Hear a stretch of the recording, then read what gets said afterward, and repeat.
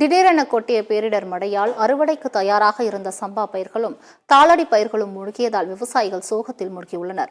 டெல்டாவில் தண்ணீரின்றி பயிர்கள் வறண்ட காலம் சென்று அதீத மழையால் அழுகி வருகின்றன. திருவாரூர் மாவட்டம் நாகராஜா கோட்டம் பகுதியில் பயிர்கள் பாதிப்பு குறித்து நமது செய்தியாளர் ஜெய்வின் தரும் தகவல்களை கேட்கலாம். திருவாரூர் மாவட்டம் முழுவதும் பாத்தீங்கன்னா இந்த ஆண்டு ஏறத்தாழ 4 லட்சம் ஏக்கர் பரப்பளவில் சம்பா மற்றும் தாளடி பணிகளில் விவசாயிகள் மும்முரமாக ஈடுபட்டு வந்தனர். இப்ப பாத்தீங்கன்னா நாகராஜ கோட்டகம், புள்ளமங்கலம், ஓகைப்பேரையூர், அதே மாதிரி பாத்தீங்கன்னா வடவாதிமங்கலம், காரியமங்கலம், ஆலத்தூர் உள்ளிட்ட பல்வேறு பகுதிகளை பாத்தீங்கன்னா சம்பா அறுவடைக்கு தயாராக இருந்த நிலையில பாத்தீங்கன்னா திருவாரூர் மாவட்டத்தில் நேற்று துவங்கிய மழை தற்போது வரை கொட்டி தீர்த்து வருகிறது. குறிப்பாக இன்று காலை நிலவரப்படி சுமார் 92 சென்டிமீட்டர் மழையானது பதிவாகியுள்ளது. இந்த மழையின் காரணமாக நாகராஜ கோட்டகம் பகுதியில் உள்ள வயல் முற்றிலும் பாத்தீங்கன்னா சம்பா பயிர் இப்ப மழையில முற்றிலும் மூழ்கி கிடக்கு. நேரடியாக இந்த வயலை பார்க்கலாம். குறிப்பாக விவசாயிகள் ஏக்கருக்கு 30,000 ரூபாய் வரை செலவு செய்து பயிர்களை காப்பாற்றி வந்த நிலையில் தற்போது இந்த மழையின் காரணமாக பயிர்கள் முற்றிலும் சேதமாகியுள்ளது. மேலும் தொடர்ந்து இன்னும் 2 நாட்கள் மழை நீடிக்கும் நிலையில் முற்றிலுமாக இந்த பயிர்கள் சேதமாகக்கூடிய நிலை வரும். மேலும் நம்முடைய விவசாயி ராமமூர்த்தி நேரடியாக இருக்கிற அவர்கிட்டமே கேட்கலாம். தற்போது பாத்தீங்கன்னா இப்ப சம்பா பயிர்கள் முற்றிலும் மழையில மூழ்கிடுச்சு. நீங்க அரசுல என்ன கோரிக்கை வைக்கிறீங்க? இதுக்கப்புறம் என்ன பண்ணணும் அரசு உங்களுக்கு? எங்களுக்கு இப்போ இது வரைக்கும் ஒரு ஏக்கருக்கு 30,000 மேலே செலவழிஞ்சிருக்கு. அதை எடுக்க முடியாத நிலையா இருக்குது. அதனால எங்களுக்கு எப்படின்னு கேட்டிங்கன்னா ஒரு 30 ரூபா ஏக்கருக்கு வச்சாதான் எங்களுக்கு கட்டுப்படி ஆகிட்டு இல்லைன்னா ஆகாது. இந்த பயிர் வெள்ளம் நெல்லை அறுப்பறுத்தாலும் இதை வாங்க மாட்டாங்க. ஆணுவோம் முளைச்சி போயிடுவோம் அப்படின்னு சொல்லி பாதி ரேட்டு கேட்பானுவோம். 1000 ரூபாய்க்கு விடுற நெல்லை 500 ரூபாய்க்கு கொடுறாம்பா, நான் எடுத்துகிட்டு போடாம்பான். அதை அவனும் ரொட்டி தான் பண்ணிட்டு ஆகணும். நாங்கள் முடியாத என்ன பண்ணுவோம், இப்போ பொங்கல் இதை அறுத்து கொண்டு போய் பாதிக்கு பாதி தான் நாங்கள் போட்டாகணும். அதை காய வச்சு அது ஏகப்பட்ட செலவு பண்ணி கொண்டே போகிறதுக்குள்ள ஒரு மூட்டை 400 ரூபாய்க்கு கூட கிடைக்காது.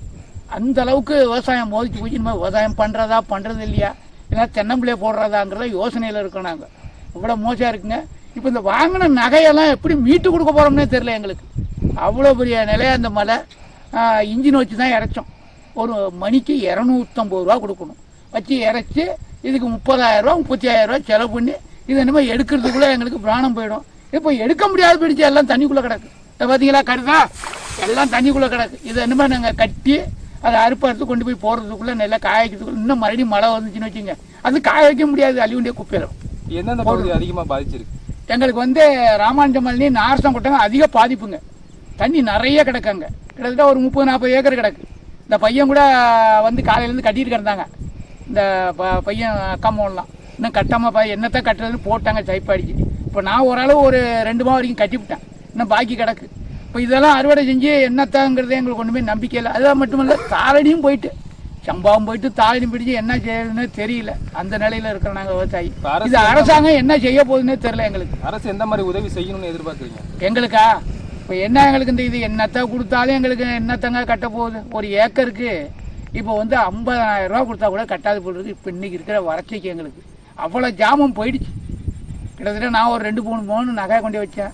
இதெல்லாம் நம்ம எடுக்கிறதுனா அவ்வளோ சாமணிப்பட்ட வேலை இல்லை. அதனால இதை அரசாங்கம் பார்த்து ஒரு நடவடிக்கை எடுத்து எங்களுக்கு ஏதோ ஒரு உரிய நேரத்தில் நிவாரணம் கொடுத்தா ஓரளவு தேவலாம். இல்லைன்னா விவசாயம்லாம் தற்கொலை ஆகுறது மாதிரி இருக்கு நிலைமை. ஏன்னா கொண்டாங்க கொடுத்தாங்கனையும் வாங்கியிருக்கோம், நகை எங்கள் நகையும் வச்சுருக்கோம். அதெல்லாம் மீட்டு கொடுக்குன்னு வச்சுங்க, எங்களுக்கு விட மாட்டாங்க. ஏன்னா விவசாயத்தை நம்பி வாங்கி விவசாயத்தை நம்பியே முடியலப்போ அந்த நிலையாக இருக்குது.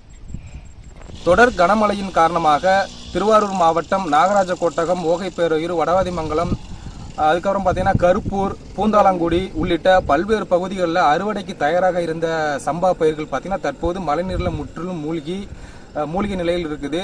இந்த மூழ்கிய பயிர்களுக்கு அரசு எந்த விதமான உதவிகளை செய்ய வேண்டும் என நேரடியாக விவசாயி நம்முடைய ராமமூர்த்தி இருக்கார், அவர்கிட்ட கேட்கலாம். நேரடியாகவே நீங்கள் விவசாயிகள்கிட்ட கேட்டிருக்கலாம். அவங்க எந்த மாதிரி கோரிக்கை வைக்கிறாங்கன்னு பார்த்தீங்கன்னா 50,000 கொடுத்தா கூட எங்களுக்கு கட்டுப்படி ஆகாது. அந்த அளவுக்கு நாங்கள் கஷ்டப்பட்டு நகையெல்லாம் அடமானம் வச்சு இந்த மாதிரி பயிரை கடைசி நேரத்தில் காப்பாற்றி கொண்டு வந்த நேரத்தில் இந்த மழை எங்களுக்கு பேரிடியாக இருக்குது. அதனால அரசாங்கம் பார்த்து உடனடியாக வேளாண் துறை அதிகாரிகள் மற்ற அதிகாரிகளை உடனடியாக பாதிக்கப்பட்ட இடங்களை ஆய்வு மேற்கொண்டு எங்களுக்கு ஏற்றாற்போல் தக்க நிவாரணம் வழங்க வேண்டும் என விவசாயிகளின் தரப்பில் கோரிக்கையாக வைத்துள்ளனர். சத்தியம் செய்திகளுக்காக திருவாரூரிலிருந்து ஜெயவிந்த்.